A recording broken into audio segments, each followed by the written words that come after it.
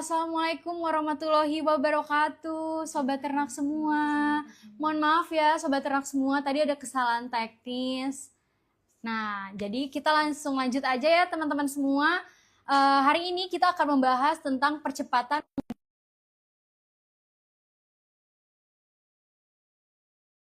Tapi aku akan bersama Kepala Balai Veteriner Jayapura, Bapak Dr. Tri Juwianto yang akan berbagi informasi langsung tentang upaya pencegahan dan juga pengendalian PMK di Papua. Dokter Hewan. Oke, ini udah kita undang ya Bapak Pak Kabalai. Halo Pak, selamat pagi Pak. Halo, selamat pagi. Selamat siang di Jayapura. Oh, di Jayapura sudah siang. Udah jam 12 ya, Pak ya? Iya, kita udah jam 12 lebih. Kalau di Jakarta sekarang masih di jam 10 pagi lewat 12. Gimana Pak kabarnya, Pak? Sehat? Alhamdulillah sehat walafiat, Mbak. Kami senang sekali bisa bergabung di acara live Instagram pada kesempatan siang hari ini. Alhamdulillah seneng banget juga nih bisa undang Bapak. Pak, kalau misalnya di Jayapura cuacanya hari ini gimana, Pak? Cerah. Jayapura hari ini cerah panas. Oh, cerah panas, alhamdulillah. Pak, nanti kan kita akan ngobrol-ngobrol lebih lanjut, tapi boleh nggak Pak kira-kira kasih tahu nih hal menarik apa sih Pak yang ada di Jayapura? Oh, Jayapura yang jelas di sini cuacanya masih sangat segar, bersih. Belum banyak polusi, masih banyak kawasan hutan, dan pantainya pun juga sangat bagus. Pantai Pasir Putih. Di sana ya? Ya. Silakan datang ke Jayapura, baru kita akan buktikan betapa indahnya kota Jayapura. Semoga insya Allah saya bisa datang ke sana ya Pak. Kalau misalnya di Jayapura sendiri, makanan favorit di sana selain papeda ada apa lagi Pak? Di sini seperti di Pulau Jawa sudah. Jadi banyak sekali makanan yang bisa kita temui, jadi tentunya Bapak Ibu yang datang ke kota Jayapura tidak akan perlu kesulitan untuk mendapatkan menu-menu favorit yang mungkin sesuai dengan selera dan lidah yang selama ini Bapak Ibu konsumsi di pulau-pulau lain. Oke, berarti memang banyak banget ya sebenarnya makanan yang di Pulau Jawa yang ada di Jayapura ya Pak? Oh iya. Oke, nih sebelum kita masuk ke pembahasan utama, boleh dong Pak ceritain sedikit dulu nih tentang Balai Veteriner di Jayapura Pak? Oke, terima kasih. Tadi lupa saya berkenalan dengan Mbak Novi kah atau Mbak Amel ini? Hari ini bersama Abel. Oh, Mbak Abel, baik. Abel Bapak. Selamat siang, Sobat Ternak. Kami memperkenalkan diri dari Balai Veteriner Jayapura. Secara operasional, balai ini mulai September 2021. Sebelumnya namanya Lokal Veteriner Jayapura. Mulai bulan November tahun 2024, resmi kami mengalami pemeringkatan eselon rank menjadi Balai Veteriner Jayapura. Alhamdulillah sampai dengan saat ini wilayah kerja kami meliputi 6 provinsi. Jadi kita satu pulau besar Papua itu menjadi tugas dan tanggung jawab dari Balai Veteriner Jayapura. Yang salah satunya kita termasuk 9 UPT veteriner dari Dijen PKH. Kita UPT yang paling top, UPT paling baru, operasional kita kurang lebih berjalan masuk tahun keempat. Jadi sebelumnya tahun 2021 sampai 2022 kita masih dibantu oleh Balai Besar Veteriner Maros. Tahun 2023 resmi kita sudah melakukan pengujian sendiri di laboratorium kami, dan secara wilayah kerja 6 provinsi dengan 44 kabupaten dan kota. Sehingga tanggung jawab kami dengan tantangan yang ada di Pulau Papua ini tentunya butuh effort yang ekstrim, yang luar biasa, dan harus penuh dedikasi karena memang tantangan yang ada di sini berbeda dengan pulau-pulau yang lain. Jadi termasuk dengan yang disampaikan oleh Mbak Abel tadi, bahwasanya kami terus akan memacu, memotivasi staf yang ada di balai ini untuk terus melakukan inovasi kreatif supaya kami segera bisa mengejar ketertinggalan dari balai-balai yang lain, karena khususnya untuk pengujian-pengujian yang mendukung dari program prioritas dari Ditjen PKH, Mbak Abel. Oke, luar biasa sekali ya Pak ya. Memang menangani banyak provinsi ya. 9 provinsi ya tadi ya Pak? Tidak, 6. 36. 6, 6, 6, 6. Oke, Pak, kira-kira tugas utama apa nih Pak dan juga program unggul yang dilakukan dalam pengawasan kesehatan hewan di Papua? Boleh Pak di-share kira-kira bentuk layanannya seperti apa? Baik, terima kasih. Jadi kami memiliki tugas utama untuk melakukan pengamatan, pengidentifikasian, diagnosa, pengujian veteriner dan produk hewan.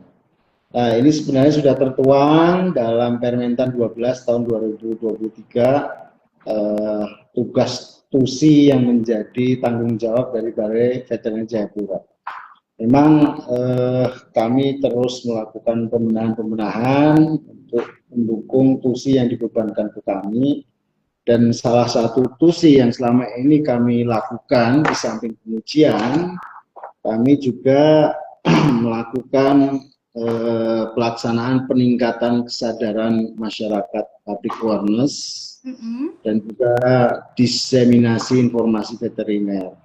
Karena mungkin dari kondisi geografis Pulau Papua ini juga berbeda. Kami melakukan strategi bahwasannya informasi tidak semuanya harus disampaikan secara langsung lisan pada stakeholder, namun kami memanfaatkan teknologi informasi melalui pesan-pesan WA, Instagram, Facebook, dan medsos lainnya tentang balai ini. Oke. Berarti memang memberikan informatif kepada masyarakat ya Pak ya, informasinya yang luas. Betul sekali. Jadi selama ini kami menggandeng bersinergi dengan stakeholder khususnya di dinas terkait yang membidangi fungsi kesehatan dan kesehatan hewan untuk menyampaikan pesan-pesan dari eselon 1 Ditjen PKH supaya pengendalian penyakit hewan menular strategis ini bisa dilaksanakan. Itu peran dari dinas ataupun instansi yang lainnya sangat vital di Jayapura. Oke, nah boleh juga nih Pak jelaskan mengenai kalau misalnya prosedur pengujian kesehatan hewan di BVET Jayapura bagaimana Pak? Untuk pengujian kami sama dengan UPT yang lain, jadi sampel yang dikirimkan oleh peternak ataupun mitra customer kami nanti akan dilayani oleh bagian epidemiologi, terus nanti dilakukan pengujian dan hasilnya pun nanti kami akan input di sistem pelaporan IV Lab.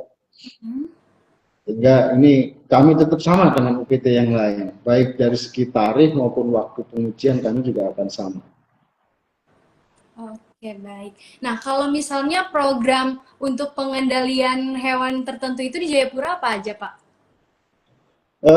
Saat ini berkaitan mewabahnya salah satu penyakit menular strategis di wilayah kerja kami, yaitu ASF, African Swine Fever atau demam babi Afrika.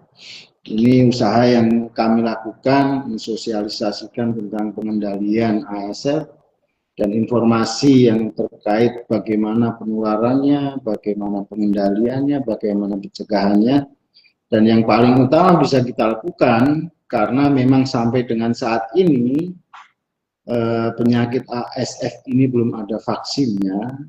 Jadi kami meneraskan informasi tentang pentingnya biosecurity baik dari pemasukan ternak, lalu lintas ternak di kandang maupun di fasilitas yang lain, termasuk ketika nanti terjadi wabah, bagaimana penanganan bangkai-bangkai babi yang terkena ASF ini.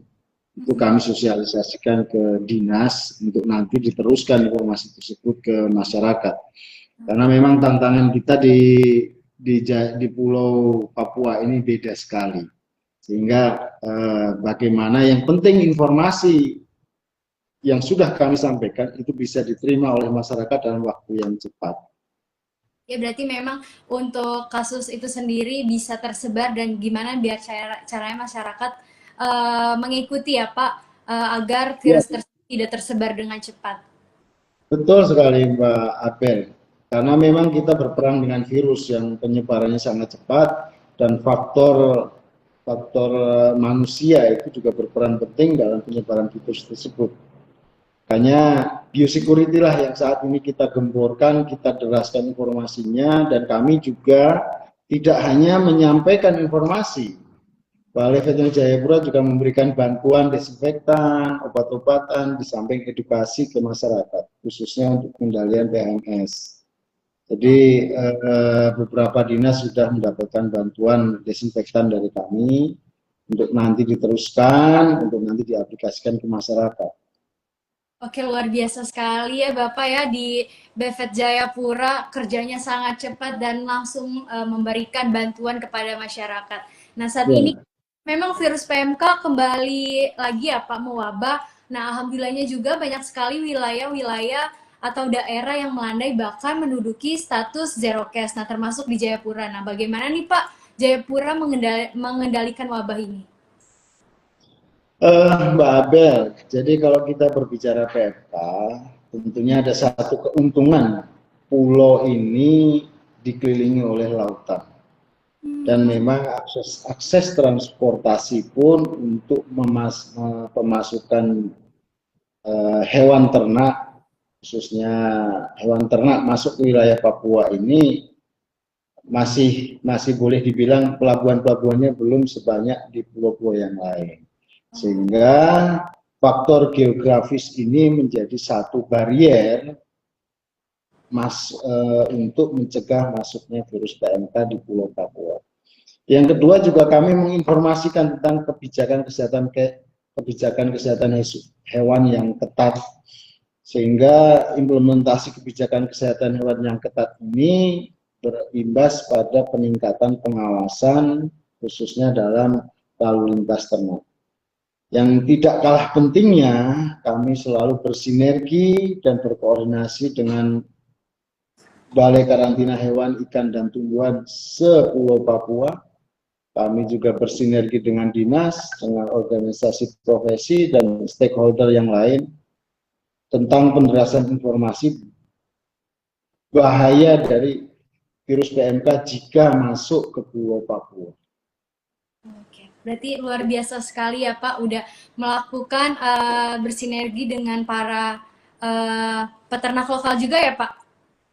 Ya, itu untuk yang kawasan yang bisa, untuk daerah-daerah yang bisa kita jangkau secara darat, itu kami lakukan datang langsung ke dinas.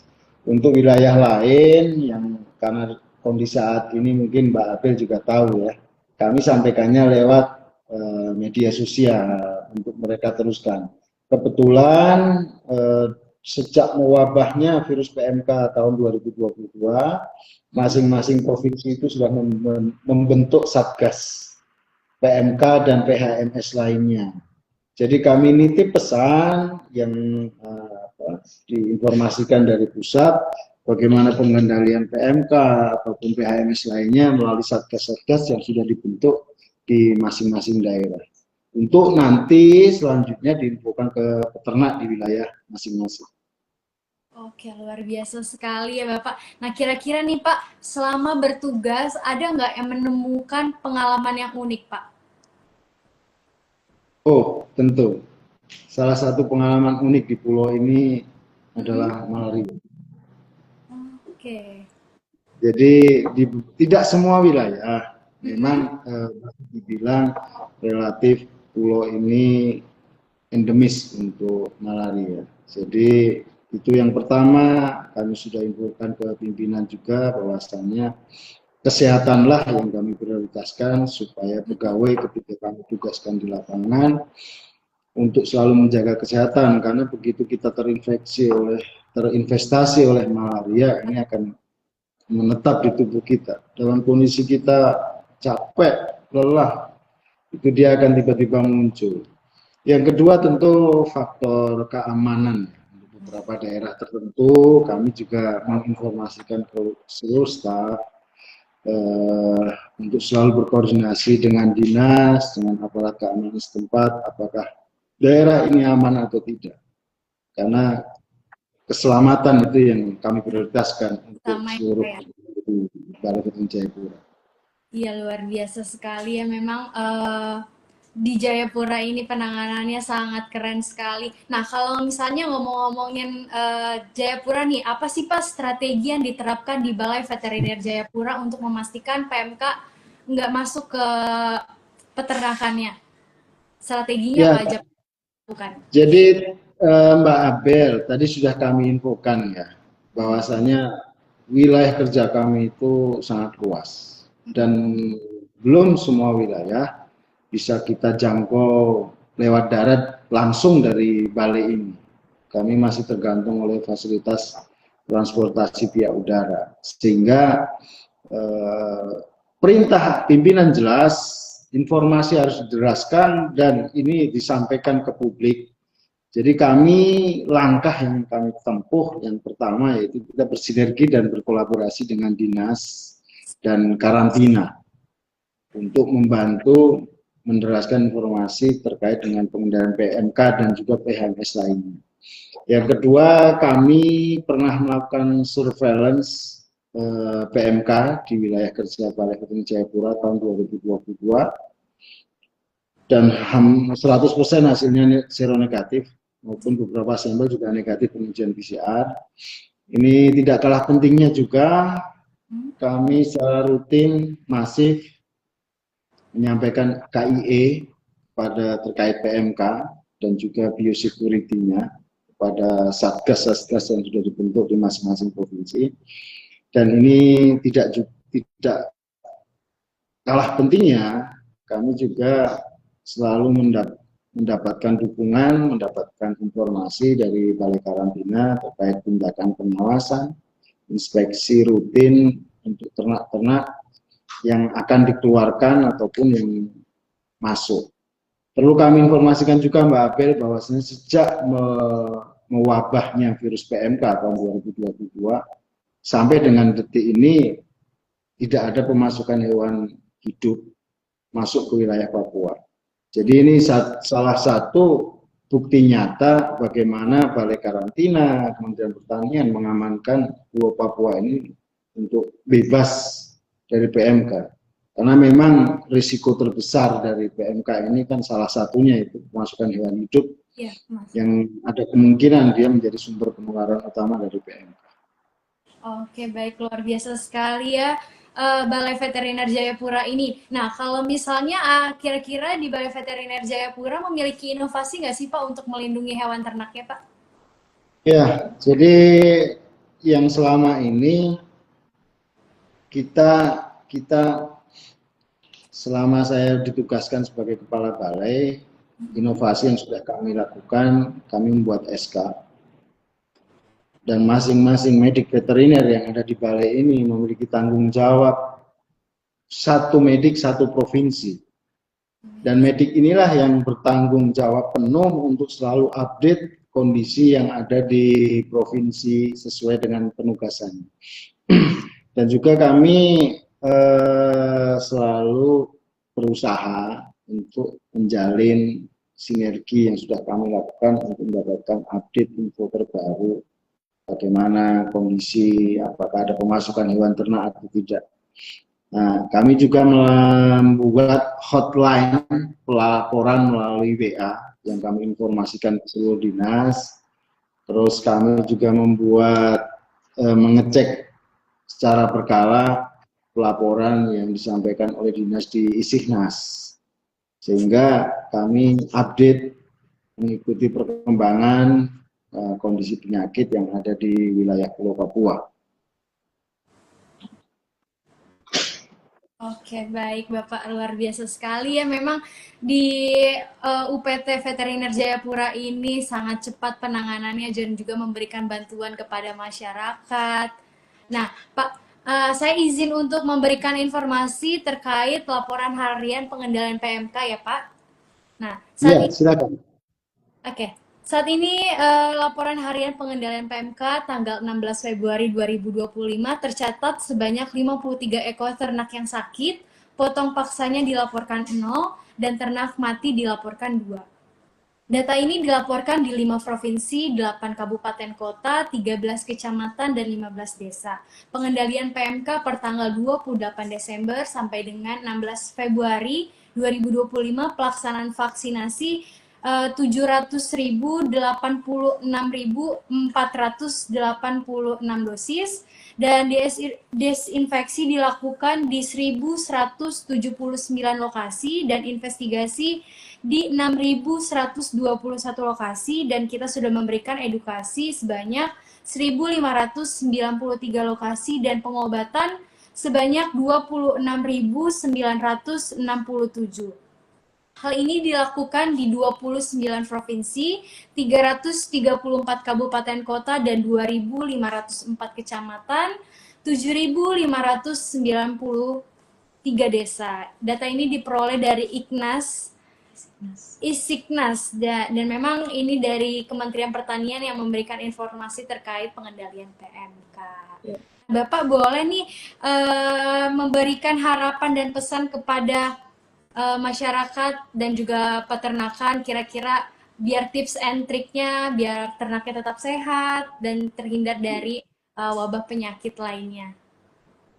Baik, Mbak Abel, ini salah satu langkah utama dalam pengendalian PMK ini adalah vaksinasi.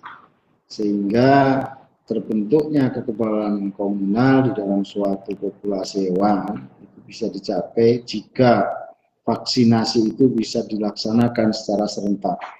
Dan pada bulan Februari sampai dengan bulan Maret ini menjadi bulan vaksinasi PMK.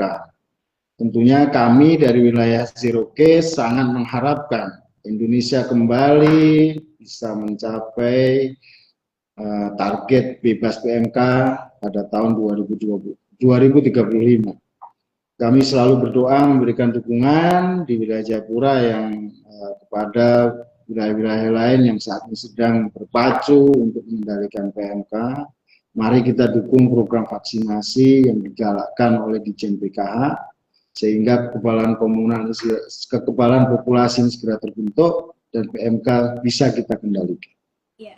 Oke, baik Bapak. Terima kasih banyak Pak Kabale atas penjelasannya yang sangat lengkap dan juga informatif. Saya rasa Sobat Ternak di luar sana pasti sekarang lebih paham tentang pentingnya vaksinasi untuk melindungi ternak dari berbagai penyakit, terutama PMK. Semoga informasi yang diberikan bisa membantu kita menjaga kesehatan hewan ternak serta memastikan sektor peternakan tetap maju dan berkembang. Terima kasih ya Pak Kabalai sudah menyempatkan waktunya untuk live streaming di Ditjen PKH. Untuk Sobat Ternak semua, jangan lupa saksikan live streaming setiap hari di jam 10 pagi. Terima kasih Bapak. Sampai jumpa lagi. Terima kasih. Sampai jumpa. Terima kasih. Selamat pagi. Selamat pagi, selamat siang. Waalaikumsalam warahmatullahi wabarakatuh.